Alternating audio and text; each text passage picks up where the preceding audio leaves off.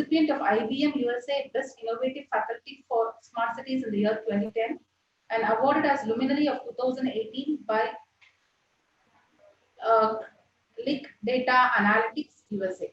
Please take over, sir. Yeah, do I have the sharing option? Yeah, you can. So a very good afternoon to each and everyone, and mainly the organizers from iManagers and the participants, the technical dignitaries across the different part of India, the participants or the paper presenters, my earlier speakers. So a very good afternoon to all of you. And I'll be discussing regarding deep learning, the new trend in artificial intelligence. So moving ahead, before I go into the topic, this is something I'd like to share with the young researchers who have joined with paper, their paper presentation. 13 years back, my paper published in iManagers. So that was my first or second year of my research, and I just started my PhD into the second year. It was not even completed my PhD. And this paper was highly recognized during my PhD submission. Time has come. I need to give a heartful thanks to the iManagers, which was really a part of my life at the initial stages. And till date, I could identify the paper also. Yesterday, I once again checked, I could identify the paper also. And my PhD topic is automated essay grading, where I could complete it in the year 2010 and started in 2005. And from there, discussing that time regarding artificial intelligence, machine learning was something beyond the box, because universities was still speaking in the traditional way, and we were basically in place of what you can call data mining. Those were the areas. But this paper published and was highly recognized during my submission along with my other papers. So message I like to give to the young researchers and the paper publishers, that whatever we do in the field of research, every break is going to be counted, every step is going to be counted. There is nothing like small, big, only IEEE, these, that. I believe in work, I believe in learning, and I feel that learning after 13 years brought me as a session speaker. It's not 3 years, 4 years, 13 years is a pretty long time. These 13 years, along with my 20 years of total academic career, helped me to start the first BTech engineering department as a BTech artificial intelligence in our college. I don't want to promote that college part, but I want to promote the artificial intelligence part. Last year we started it, and that helped me to to design a course curriculum for 4 years, including AI, machine learning, deep learning, and data science, so that we can create the future engineers. And the first batch will be coming 2023. So whatever I'll be sharing today is my learning part, and I find till date as a learner along with many other learners. So I don't consider myself as an expert. So we'll be requesting all the listeners and whoever has joined today to consider it as from a learning perspective. Before moving into the deep learning arena, one thing I would like to share, which is totally made by me, and that's why I didn't give any reference. Otherwise, each and every table or images, whichever has been used in this presentation, a reference has been given. But this table is created totally by me. And just want to say that it's all due to data. The journey of data, I call it, which starts at the very beginning, writing few letters, words, as well as we create some tables in flat files or notepad or word. From there, basically we come across with the data, as well as saving the data, going ahead, either learning or teaching, both the side, because I come from teaching fraternity. Then we take care of the data structures, and then we move forward with the databases, at least at the simple level with Excel and CSV files. And the journey moves on with data management, database management system, relational database management system. And then moving ahead, the data warehouses, data mining techniques, then distributed databases, including the MySQL clusters and all. Today, if I take the last part, the NoSQL, then big data and Hadoop, data lakes, data analysis, data science, and data analytics. These are the areas which has what you can call pushed us to find out the new solution to handle data in a much better way, so that there should be a minimum time, there should be a process to handle this complex unstructured data, or many cases structure might be, and come out with a solution as fast as possible. Whereas we no need to even think about changing our own machines or computer. A traditional like 3 to 4 years or 10 years old machine also, we are able to perform the data science and deep learning, machine learning activities, because the top organizations, companies has come forward with their open source platforms to leverage the facilities to the research community, which I'll be trying to cover today in this session. So I call it is the total journey of data, and that gives the birth of a new era of deep learning. Moving forward, as it is totally connected with artificial intelligence, I will not be going ahead for the basic definitions and all. We'll just try to connect few dots and say that today there are few myths which need to be pretty clear in the market. Because once we speak about machine learning or data science or deep learning, the overall content syllabus seems to be pretty same. People thinks that it is some learning some a Python code or R code and I become a machine learning expert, or some people call it as artificial intelligence, some call it say deep learning. Actually, they have their own existence pretty much in their each domain, though each and everything is derived from artificial intelligence. So that is the area we'll try to focus in. Taking as simple example, when 1950s and 50s, 60s, we started the journey of artificial intelligence. Most of the things were driven by the logic or rules. So we used to create even handcrafted logics and rules were used to make on a piece of paper using pen. And then you find out specific rules to identify whether sometimes a spelling is correct or not, whether the grammar of a sentence is correct or not. Even in the later stage, handcrafted data has been used as a guideline uh, for machine learning techniques, basically for natural language processing or language translation. So for a certain time with minimum computing power and less advantage of the existing what you can call programming languages, because the era of C, though it is still there, very much there, but from 1970 to 80s, still we moved into the object-oriented domain of C++. There was few limitations to handle this kind of situation. But the journey was not stopped. So today, if anyone wants to take an entry into the era of deep learning or machine learning, I'll be suggesting that the journey should be started with artificial intelligence and understanding the basic norms and rules, the way it has been framed or supposed to be framed.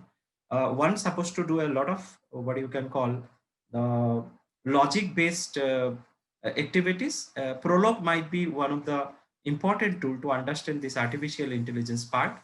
And then machine learning, where it comes into the next level, that we found that data is increasing. It's not just a limited data or rules. Data is increasing and the rule is hidden in the data. So we gave a birth of statistical machine learning in a longer run, where machine started to learn from the data, and then it started creating rules, and based upon that we can identify something, or we can predict something, or we can what you can call give some suggestion or identify whether this is a cancerous cell or not.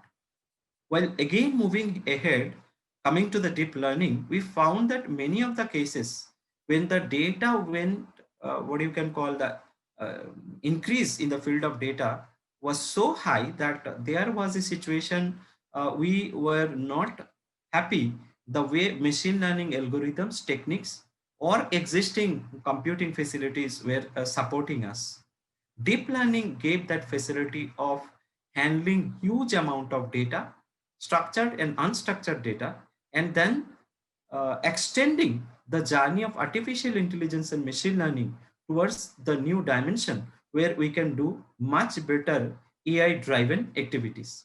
So pretty clear note that deep learning is not out of machine learning or artificial intelligence or better. It is the enhancement and upgradation, the journey we started with artificial intelligence.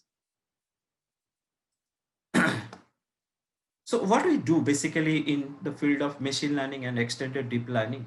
So in case of the regular traditional programming or C, C++, Java, we try to add some rule and data is also given into the system.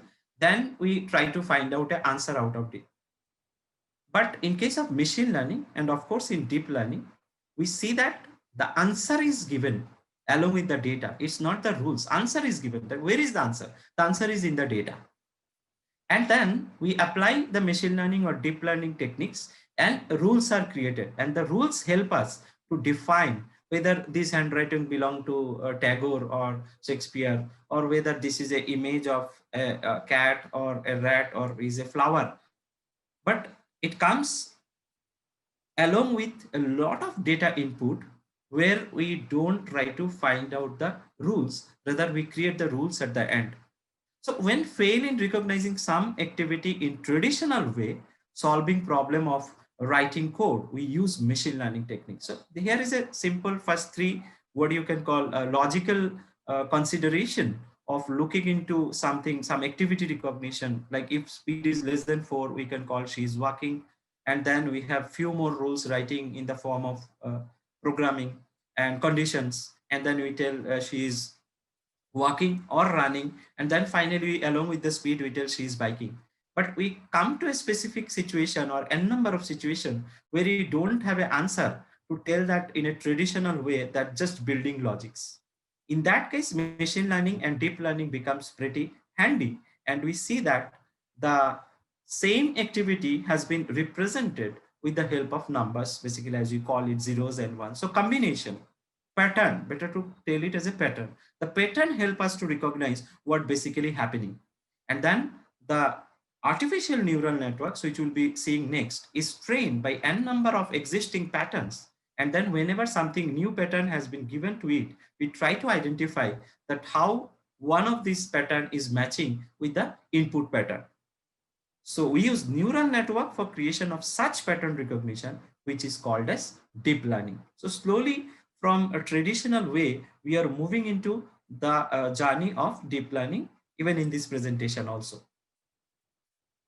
I told that at the very beginning that it's a journey of data. So I like to call this term again and again. And in case of a fashion IST data set, we see that there are 70,000 images in 10 categories, and images are the size of 28 by 28 and can train a neural network. So what important is that the representation of something, let it be a textual data or image data, which is into the high demand today, and deep learning is giving is a solution. So nicely it is represented as it is something like this. So you have this, what you can call number representation. We'll call it as a vector in or tensor in case of TensorFlow. Different names are there, but as a whole, I call it as an image to numbers for the layman who has never worked in the field of deep learning or machine learning or image processing. You define your image pixels in the form of numbers and you start playing with the numbers. That is the game of deep learning. Moving ahead, time has come after this understanding that we can now define the deep learning. It's a subset of machine learning where artificial neural network algorithms inspired by the human brain learn from large amount of data. Deep learning allows machines to solve complex problems even when using a data set. There is very diverse, unstructured, and interconnected. So there might be different situation that from where the data is coming from. Whereas we have a few hiccups in case of handling that different kind of data in case of machine learning, but deep learning has no such tension because it is ready to take any kind of data flow inside and then start playing with this data, and then finally give you one answer, either yes or no, something like as I told, is it a image of a shoes, or it's the image of a cat, or it's the image of a rat, or it's the right was red or the traffic light was green. Anything can be identified. Powered by data, structured and strengthened by artificial neural network, is basically the fundamental of deep learning. Why we should move forward deep learning? Now, availability of huge amount of data is the key. That is, we need to accept tremendous computing power over cloud, terabytes and gigabytes, what you can call capacity are there. And in our CPU, where we have a normal CPU, and we have the limitations in accessing data, loading data. We have what you can call limited capacity of 8 to 12 GB RAM, or many of the researchers still working in the 4 GB RAM. No need to be worried, and no need to change your desktop or laptop, because you are going to do this huge amount of data handling only into the cloud space, which will be also covered in my presentation, that how it is going to happen and from where you can get this huge amount of data source and the platforms. The machine learning algorithms have limitations with huge amount of data and always needs domain experts to work with. Now, more complex, but more result oriented. Yes, deep learning understanding at the very beginning level without the concept of handling data, even data structure. I'll be sharing a very good thought here. We were already working in the machine learning as well as data science or artificial intelligence. As you see, you have a lot of packages in case of Python and R, and you can just call those, let it be pandas or NumPy or PyTorch. You just call it and use it in a nice flow of your coding. We don't have that facility in case of C and C++. So we at students level, BTech level, is taking some initiative to create some libraries for C++.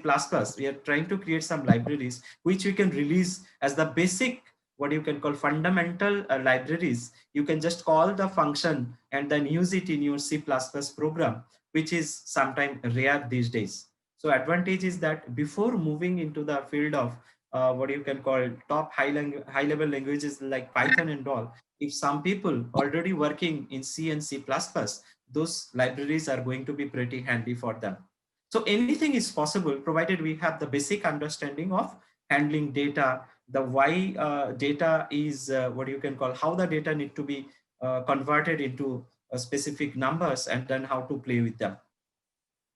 Takes more time in training, but fast in testing. That is pretty important. There are cases that using the cloud-based terabytes of power, TB powers, it took for me 6 to 8 hours of time to train a neural network. But whenever it is coming for testing, the result was pretty fast. Application of deep learning, question should be what not. And again for young researchers, as I told, it's our duty to give the references each and everywhere wherever some images or data has been taken, and I have totally honored it. I'll be sharing my total slides with the organizers so that it can help some of the beginners who want to work in the field of deep learning.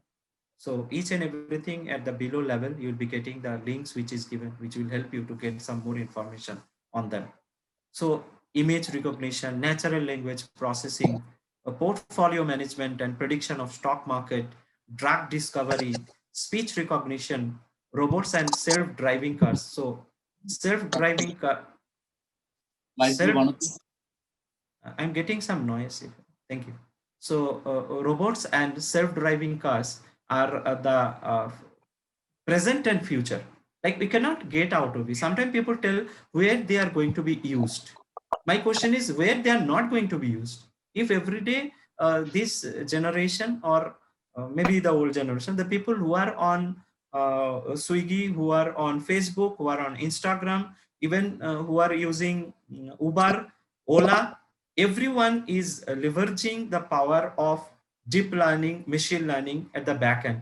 We call it as a smartphone and we see the app, which is the only user interface part, but we don't see the big, huge amount of data analysis, data analytics, and deep learning process, which is happening at the back end.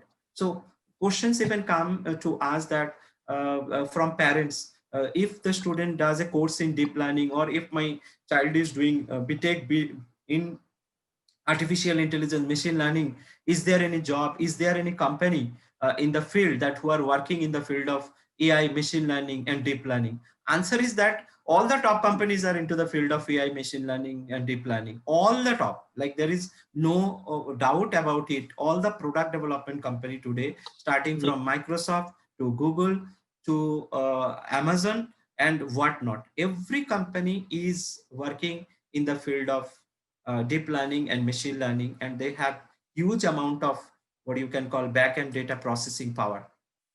So the history of deep learning, if we just step, I'm not going to just read too much. The neural network concept, and one of the best book, even I also taught it as a teacher in around 2000, 2005. It was a part of our university curriculum. Yagnanarayan sir from IIT Chennai.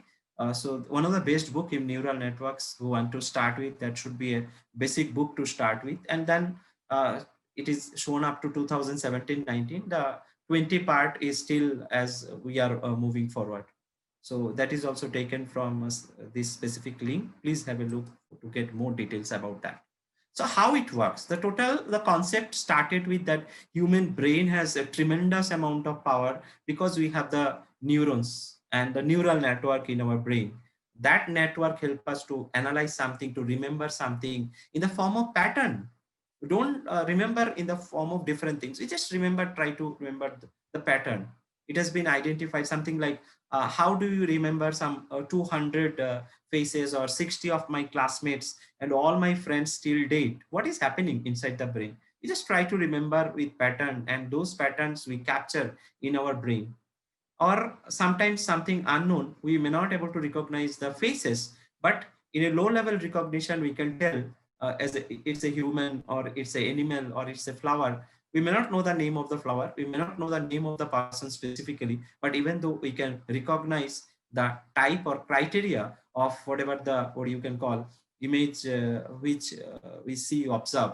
So the neural network is something overall which helps us to identify. That has been taken as an inspiring what you can call a starting point for the deep neural network.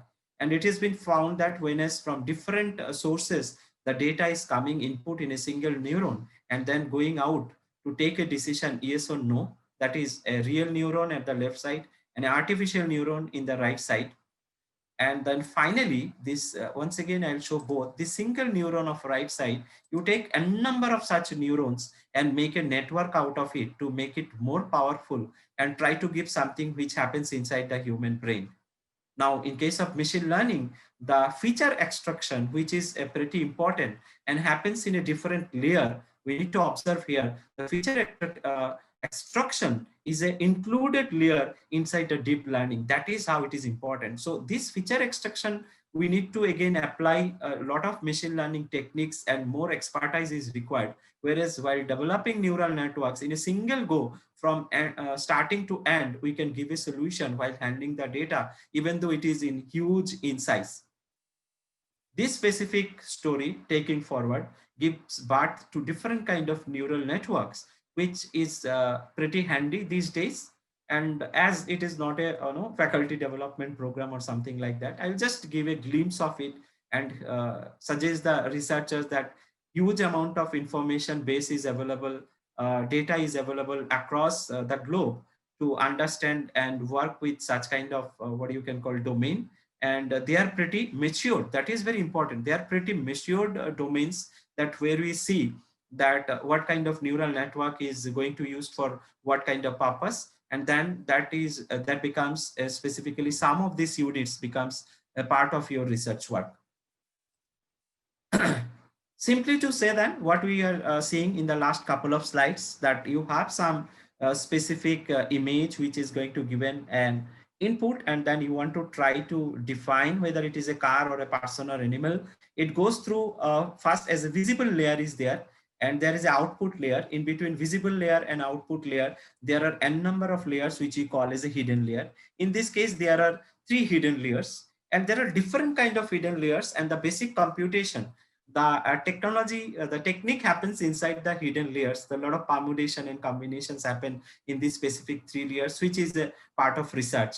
And then they help us finally to take a simple decision. The output is actually pretty simple, that it's a car, it's a person or animal. And slowly we can upgrade our what you can call deep learning network And there is an excellent book of deep learning book from MIT as an open source. Just anyone types deep learning book MIT, they will be getting the slide is taken from that specific book. Moving ahead, once we know that deep learning is a part of AI, it is driven by huge amount of data, and we understand it is inspired by human brain or human neural network, which gives a birth to the artificial neural network. What do I do next? What I am supposed to do next? Should I go ahead and start preparing with C and create some neural networks? Nothing wrong. There are a few techniques and a lot of materials also available to work along with C. But question will again arise that the capacity is important. Like the data inputs, you can use some F open and use C, and you can take some array, and might be preliminary level data analysis can be done. But what about the terabytes and petabytes of data? So one will become totally puzzled moving ahead, that you are thinking that how to handle this huge amount of data, and what next. So this field is so developed, this deep learning, of course, as extension of machine learning, so developed that today the tools, the technology, and the programming language and the computational power is going hand by hand and open to the researchers. Like as a research student or research scholar, to get a account from Nvidia and starting using their CUDA platform and a multi-processing system is a dream for many of the candidates, which we could not think 10 years back, even when I completed at least my PhD. We could not even think of that huge. So most of my programs written in C and Java when I submitted my thesis and did natural language processing. I could not think beyond that, how to analyze or what to do. Not aware of such kind of packages, most of them. But today, whatever the way we want to move, we have these frameworks starting from TensorFlow, programming languages like Julia, Python, along with Python that we can include the Keras and PyTorch. We have the NVIDIA, as I told, open platform with CUDA. So deep learning is today enhanced and supported by a number of platforms, because they also want that people use these platforms. Microsoft has come forward with a lot of open, what you can call, sources. So my couple of slides next will be for the researchers who want to extend their research in this specific field. Now, as I told, every junction, I will come back and tell the importance of data in the journey of machine learning and deep learning. So the time, if you are here, or one is here and identify that I want to do some work with R, I want to do some work with TensorFlow. It's pretty easy basically today to learn. One can just type TensorFlow, go to the TensorFlow of what you can call website, log in through your Gmail ID and start working. Major thing which come into the picture is that where I get that gigabytes and terabytes of data. So today we have deep learning community and available data sets, few with requests. I have even given the link here also. Few with requests and few with what you can call paid. But for researchers, beginning level researcher, most of them are free. And we can just download them and start working. So choosing of data set, because if I want to work deep learning in the field of as for example, agricultural field, and try to identify that for some 200 acres, how many part there is paddy done by the farmers. In that case, I need the data set which is related to farming. The medical data set will be not helpful for me. And creation of those data sets by self will be a what you can call biggest mistake of life, which we are not supposed to do. So we need data sets which are ready to use and supported by a lot of research communities and companies. They have been left. So areas of interest. So your area might be computer networks, and then you want to do a lot of predictions of malicious attacks. One might be try to find out the what you can call the type of work they want to do with deep learning is that identifying the what you can call x-rays, and then to identify where the x-ray has some damage into that, and then give some input to the doctor. Or you want to do some natural language processing, our data set has an important role into that, and that will be coming from these kind of sources. TensorFlow, as is this is one of the hotcake in the market, not just by name or it's a buzzword kind of thing. It has the tremendous power to help us with machine learning, what you can call algorithms inbuilt to write and just call them and try to use whatever the way we can use it. Just we need to have the understanding of statistics, understanding of the data set, and then which algorithm to use. So one need to have proper understanding of the machine learning algorithms, deep learning algorithms and concepts before jumping into this area. But TensorFlow, as it tells that tensor is nothing but vector, it is altogether the flow of vector. But today it is tremendously improved and help us to do most of our research work. Google Colab. Now we need to use those TensorFlow platform or framework. And then where do I call the framework? So I need a space where I call my framework, I include my data set and apply it to a specific area. Now that is which is pretty handy for Google Colab. We are all aware of Google, what you can call cloud space or Google Drive, and we keep on sharing for last 10 years so many things on Google Drive. In the same drive today, if we see there is one more addition is there from Google Drive itself, we can go to the Google Colab. It has a learning facility. It has the working environment creation facility. So I can call my TensorFlow platform, use it, bring my data set or upload my data set, or can download the data set directly into the Google Colab platform and start working with my deep learning techniques within minute of time. And even I can choose whether I'm going to use a CPU, a TPU, or a GPU, free of cost for the researchers. What else might be required? And then if some people are telling that AI is not happening, machine learning is not happening, deep learning is not happening, it's not just happening, it pretty exists, and it helps the researchers in a different way to go ahead and make the activities.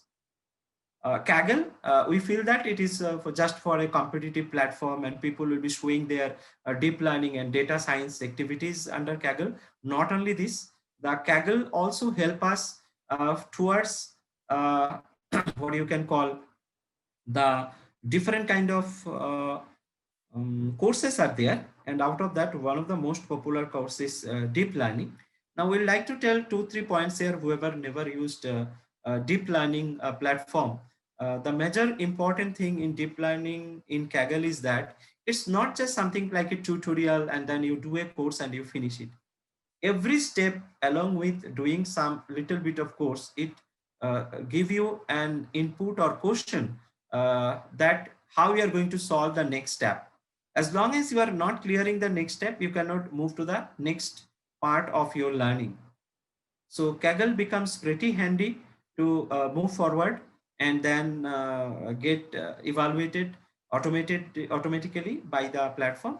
And it also helps to run the deep learning algorithms and techniques and inbuilt data sets, which becomes pretty handy for us while moving ahead for the what you can call research work in the field of deep learning.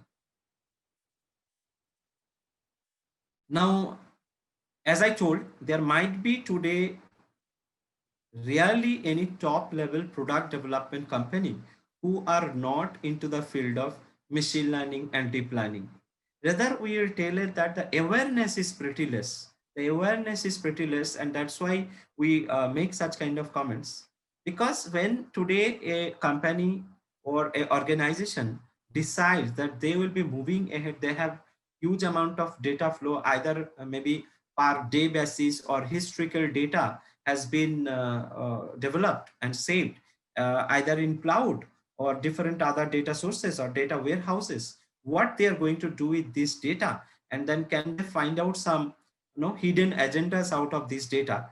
This deep learning platforms, as I told, in one way for practitioners it is Google Colab, but what about developing software and then installing those softwares applications and make them ready to use? As simple or as complex as we can tell that what I'm trying to say, if a company which is a software company or AI machine learning deep learning driven company today decides to go ahead and they want to create one more some local cab facility. As you know, Uber and Ola is not just popular for the cars. Actually, it is popular for the machine learning and deep learning, what is running the total show. It is the algorithm which is, and the algorithm is running on the data and the platform what they have created. So the company which has decided to move ahead and go ahead with their data sets, and then they want to launch a service with some, say, city of Delhi or city of Hyderabad or Bangalore with a local cab service, we can understand the type of data it is going to create per day, per minute, and per hour by the customers and by the drivers whenever the vehicle, because it's a GPRS enabled kind of thing. So constant data flow is there. That is another thing we need to understand, that the constant data flow is always there. And as important as that, once you are moving towards industry 4.0, and one of my previous talk in another program was of IoT driven sensor based data inputs and analysis through data analytics. So IoT or data sensors, which is happening today in the field of medicine, in the field of industry 4.0, when we are measuring every movement of a machine or sometime a vehicle, is in the need of a platform where I can create such kind of facilities. It's not just cloud. It's today in a cloud, you're speaking about data lakes. So a data lake is something where there is a constant flow of the data, live data streaming without any change. And that is many of us are not aware. The data lakes are the present happening in the field of uh, cloud computing, and Amazon and Microsoft are the top players in this two specific field, that the sensor based data with some filtering is coming and staying into the data lakes. From the data lakes, this huge amount of data is going to the data warehouses, and then data warehouses, basically, as you know, it's a formatted data, and that goes into the models. And then how do we choose it? So here comes, as we told, support for deep learning frameworks. It might be AmexNet, it might be PyTorch or TensorFlow or Theano, Keras, Glucon.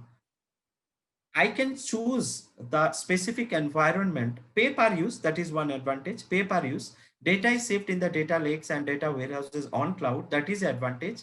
And short time implementation.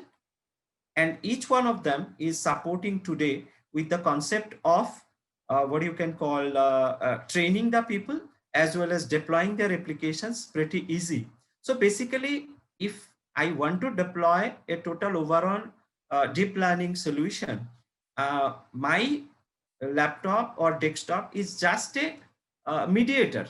Neither I have the data in my desktop, neither I have the application on my desktop, neither I have the technology in my desktop, neither I have the algorithms or model in my desktop.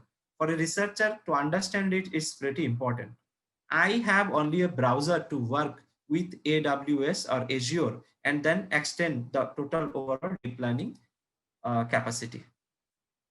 IBM is also not behind out of it, and they support the researcher with a free access, and we can go ahead and start learning those what you can call uh, a deep learning and machine learning environment also. Along with that, we can also start developing our application on those platforms which are today very much open. It helps the researcher. So there is separate login for what you can call IBM faculty members and students. This is for if some of the members today who have joined with me today are from academic background. Even Amazon AWS supports you with AWS classroom facility. Through AWS classroom, you can create a classroom for your 60 to 120 members, and you can leverage all the AWS platform. And interestingly, these are all cloud. They work on the concept of pay per use. So if you launch a AWS cloud classroom, you get $200. It's not a joke. $200 is a 14,000 rupees.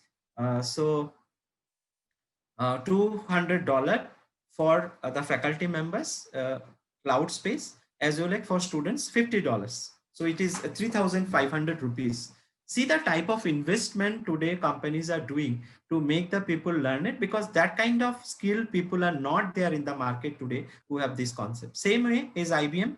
For the faculty members and students, they give easy access to their platform of learning machine learning, deep learning, and applying the algorithms and techniques. We'll take one of these examples because just to say that, as you told, PyTorch is mentioned here. We say that even PyTorch was mentioned here, as we can see. So I just thought I take one of these examples and to just see that what basically they do in the real, what you can call environment. Though not so easy to graphically represent, but it is something like we have the data source and we create the sample tensors out of it, and we basically make the batch of tensors, and then we put them into the training loop, and we have the untrained models because models are available. Let it be a what you can call a linear regression model or something like that. You have the training loop, and then we have the trained models to be used. Now these trained models are deployed and where in the production server, and then finally we have the what you can call the production, which is through cloud. Now, while training this loop, it's not simple because it's a huge amount of data. Here is something like 8 by 8, nothing like that.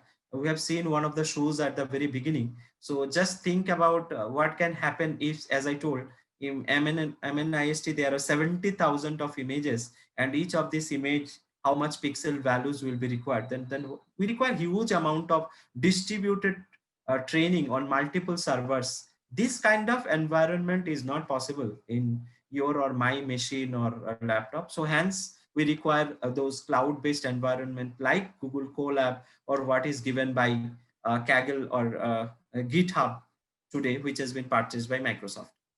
Just to take in most popular three environments, Keras, TensorFlow, and PyTorch, which are the foundation of deep learning today. And we can see the level of API, the speed, architecture, the debugging capacity, dataset compatibility, popularity rank, and Keras at the top level, because and Keras is again coming along with the TensorFlow supported by Python, and Google Colab is one of the major environment to support it. Uniqueness created by whom, ease of use, and computational graphs used in for specific into them. So if you see, this is basically for high level API, the Keras, whereas TensorFlow is both high and low level APIs, even ready to work with low level of data, less computation and power. PyTorch is a lower level API. So we have the maximum enhanced case where Keras is there, but many a case when data sets are small in size, we go ahead with PyTorch and TensorFlow. And then finally, when the data set is used, you go for high level API as Keras. Speed is slow because huge amount of data we are speaking about. So comparatively speed is slow. TensorFlow, as it's not, it handles low level data, and PyTorch, this is also both the cases, speed is low. Uh, Debugging, no need to have debug, difficult to debug basically TensorFlow. Good debugging capacity is there because still you are playing with the small data sets. Coming here, data set compatibility, slow and small. Compatibility slow and small amount of data sets. In that case, not every data set is compatible in a fast, speed, and large. In this case of accepting the data sets, the compatibility part. Popular rank, already you told. Uniqueness, multiple backend support. Object detection functionality, it is unique basically. And flexibility and short training duration is the uniqueness of PyTorch. So like that, we can have a number of the present, what you can call framework, which will become pretty handy to work with. And that gives us what you can call major input towards moving towards a deep learning environment. So to conclude, deep learning is the present and will be existing with many more upgradations in the field of artificial intelligence.